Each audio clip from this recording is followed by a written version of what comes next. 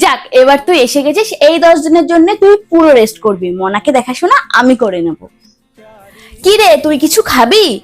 আরে মনাকে দুধও খাইয়ে দিয়েছি আর ঘুমও পাড়িয়ে দিয়েছি, তুই কিছু খাবি কিনা বল। এ এ মা, শুশু করে দিলে দিদার পরে। এই তুই এত বকবক করছিস কেন রে?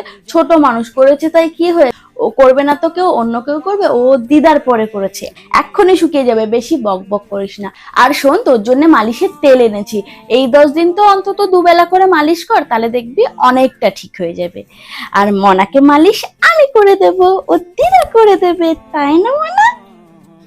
এনে মনা, ড্রাই ফ্রুটস গুলো খেয়ে নে। খাবি না মানে? মনাকে দুধ খাওয়াস না, এগুলো যদি না খাস তাহলে শক্তি পাবে কি করে? চুপচাপ খেয়ে নে। কি হয়েছে রে, মনা এত কাঁদছে কেন?